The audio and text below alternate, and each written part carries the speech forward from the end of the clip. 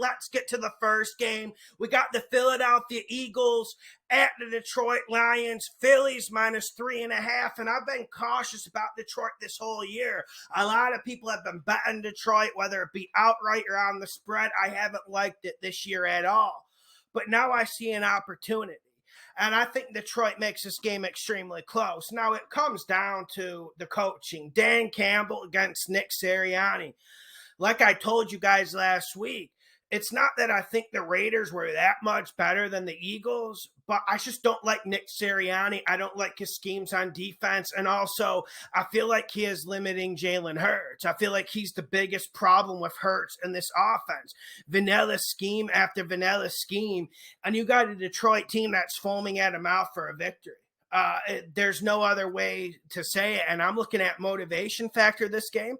I think Detroit has a way higher motivation level. I'm not so sure that this Philadelphia thing's not going to fall off the rails. We've won our money with Philadelphia early this year, but people just can't get off of them. People just want to keep riding a team that wins 2 or 3 bets for us. Like, I get it, but now is the time to really get off this Eagles bandwagon, and I think this Detroit game is going to be Exhibit A or Exhibit B. If Exhibit A, getting their ass whooped against the Raiders, wasn't enough for you last week. And like I said, I always come on here and I try to give you a realistic point of view. Like, I don't even think the Eagles roster is as bad as people thought it would be. I don't even think Jalen Hurts is as bad as they write about it. Jalen Hurts really isn't the problem here. It's Nick Sirianni, and I think Dan Campbell wills his team. I think his team comes out more physical. I think they come out with more trick plays, and I think they get it down the field better.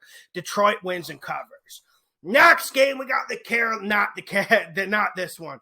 Next game, we got the Jacksonville Jags at the Seattle Seahawks. Jags +3. Like, okay, I get it.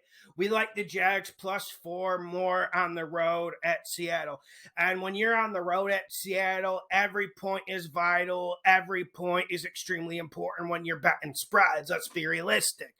Saints game last week, Seahawks is Exhibit A, how we hit that money pick.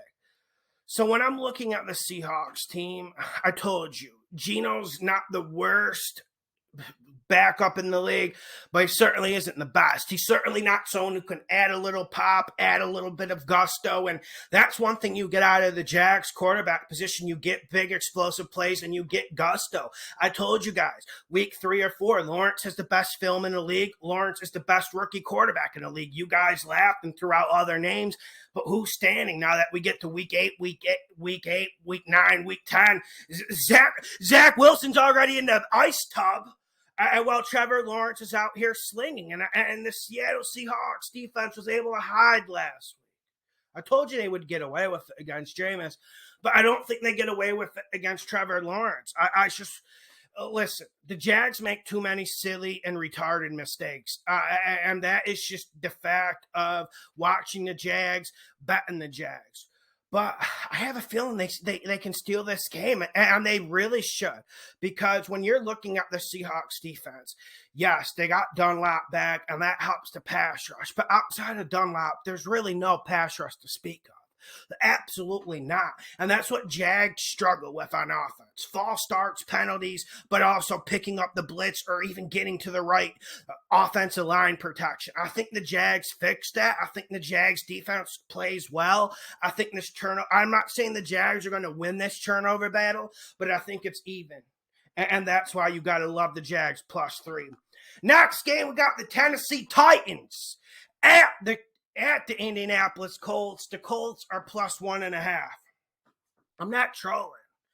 I'm just not on this Tennessee Super Bowl run that you're on. Just because they covered 2 spreads doesn't mean Tennessee's going to win the Super Bowl. Did you forget about that Jets game? The same people who keep talking about the Titans for the Super Bowl keep bashing and talking about the Jets.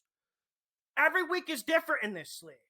And the more you live in the past, the more money you lose. The more you think about 2 weeks ago, the more you lose this week. And I'm sick of it. And I'm telling you, this game is going to be physical. And I want to see the Colts come out with the same energy that I have right now. Colts are more physical than the Bills and the Chiefs. So the Titans aren't going to be able to just say, oh, Henry, 24 zone. 23 zone, 24 zone, 23 zone. That's all the Titans did. They just pounded it. It's going to be harder that game. Darius Leonard's one of the best run-stopping linebackers in the league. Look at him versus Henry. Colts go 8-9 men in the front. Reich has to be desperate. This Colts offense is starting to play better.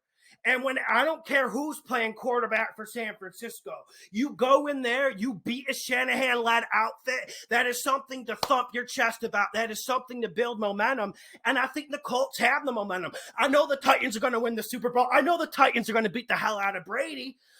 But, the Colts can win this week, right? I'm just sick of the Titans stuff. At a certain point, you have to just understand a week is a microscope in this league, and you got to go for the bigger picture. And I think the Colts are the bigger picture. I picked the Colts as the better team going into this year. Things haven't really gone the Colts' way injury-wise, but I think it goes their way this game. Next game, we got the Washington no-names at the Denver Broncos. Washington plus 3.5 or 3, depending where you place your bets. Man, this is just the same fundamentals we've been following all year. There's nothing different.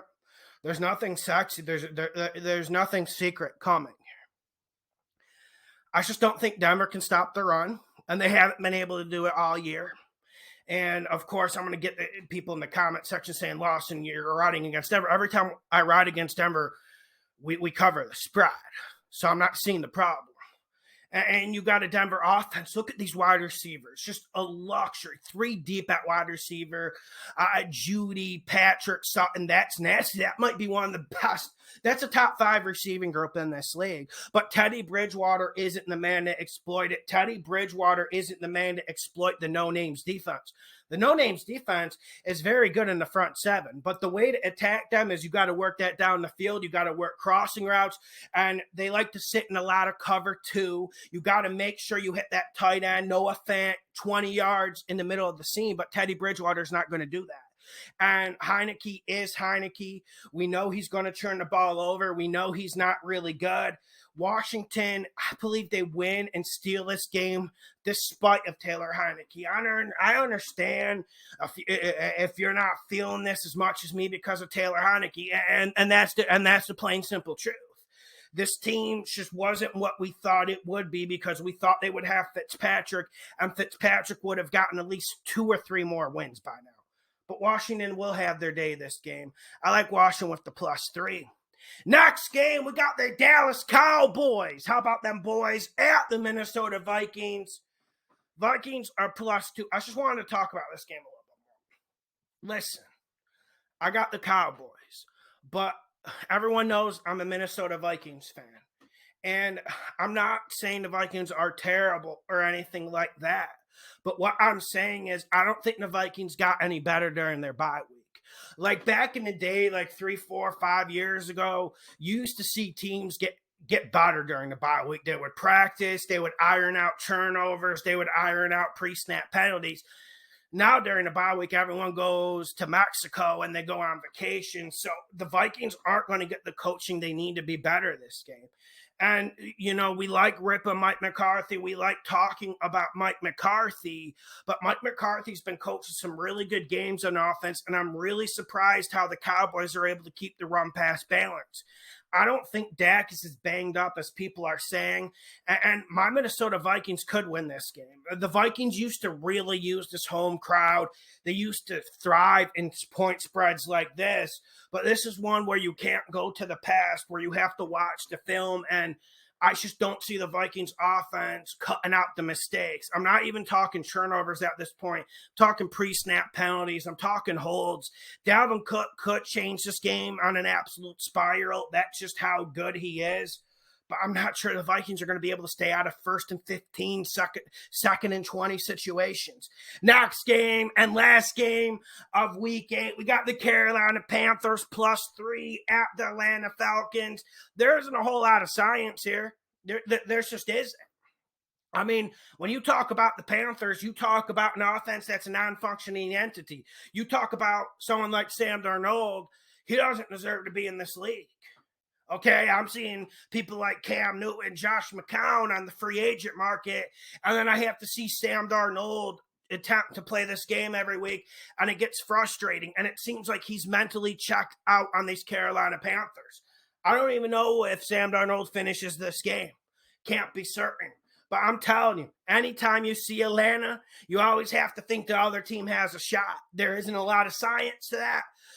There's no X's and O's to that. It's just Atlanta keeps people in games. Remember that Dolphins plus 2.5? I mean, I was down like 13, 14 points late in the third quarter. The Falcons gave it back. Don't rule out the Falcons giving this one back. This isn't a game people want to bet. This isn't a game people want to mingle with. But I'm telling you, Carolina +3, what do you really have to lose? Especially with how bad Atlanta is. Hit the like button. Share the videos. The best gambling show on the internet. Man, we're getting this money. Make sure you check out my Patreon. Only $5 a month.